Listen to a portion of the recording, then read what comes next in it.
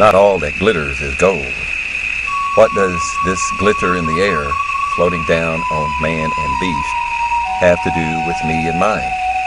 How can this affect me? I have a busy life and cannot be bothered by more details. Why should I care? But for the fact that the vitamin D deception has already affected all mammals. We have seen industry dump poison into the air supply forever, it seems. Big agriculture has aerial sprayed our cheap food for decades, and everything downwind. Since BP Macondo, we have seen sky controllers aerial spraying for oil dissipation and camouflage. For many months, it was our only news.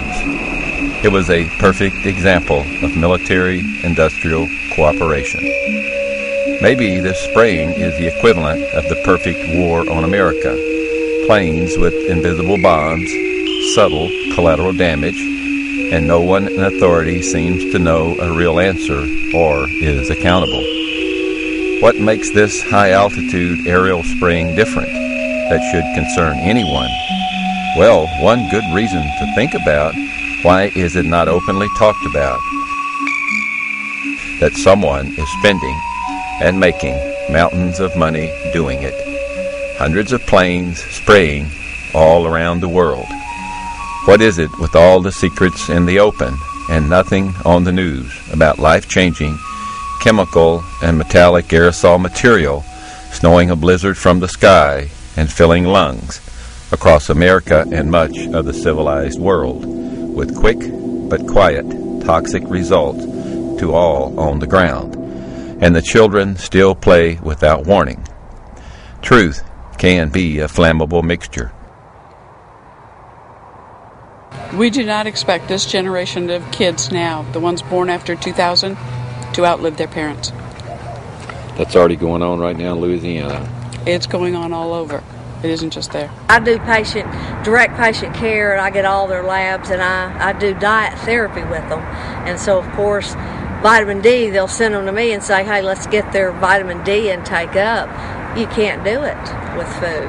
What's the situation with vitamin D and the people that come in here?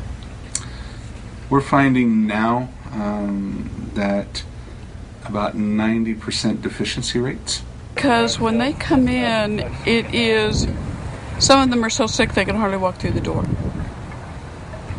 And it's chronic fatigue, fibromyalgia, heavy metal toxicity, environmental illness, and whatever other label you want to put on it. Almost every single one of them is deficient in vitamin D and iodine. That's right. And who are you and what do you do? I am a physician, internal medicine, alternative care. You know, every year we do a big health fair here and check people's blood work. And so I've been doing that for, maybe 8 years or so. So, that's maybe 600 people. I've probably had 3, maybe 4 people, certainly you can count on one hand out of that 600 the amount of people that have had a normal vitamin D level. Over the past probably 2 years, I have tested several hundred people for iodine. Only 4 have come back normal. Same story in Amarillo. Out of 600 people, 4 were normal for vitamin D and iodine. 4 out of 600. Now, I probably had 6 to 8 that were normal in vitamin D. Every patient that I've seen that has had their vitamin D level checked has been low. It doesn't matter whether they're in the sun, out of the sun, use sunscreen, don't use sunscreen, whether they're fair skin, dark skin, it doesn't matter. And most of them have been severely low. A level of around 11 to 13 is generally what I see, which is severely low. And I've never yet seen a patient check that did not have a normal, or that did have a normal vitamin D level. So, explain vitamin D as a hormone and explain how it is the system driver, basically, and what can go wrong if that's not in our bodies. Well, it controls many of your functions. But is it a vitamin? No, it is a vitamin that acts as a hormone, which some of your vitamins do. So it's kind of both, but it's involved in bone formation. Without vitamin D, you're not going to lay down bone. In fact, you'll break down bone.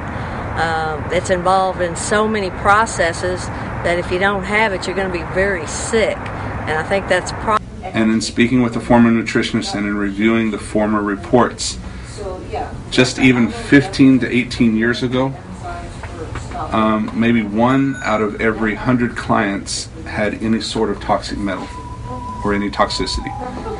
Now we have 99 out of 100 with toxic levels of either lead, mercury, arsenic, cadmium, or aluminum, or the combination of both. Another example of untold news or public information which the public needs to know about to make good decisions.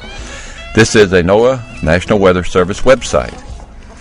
Seems innocuous, but the unspoken reality is in the term base reflectivity, seen on this site.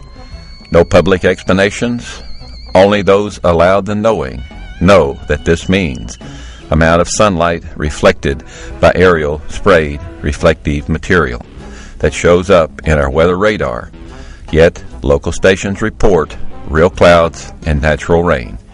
Nothing is farther than the truth in these skies. Some weathermen now call the white haze skies filtered sunlight, but we are not told what the filter is.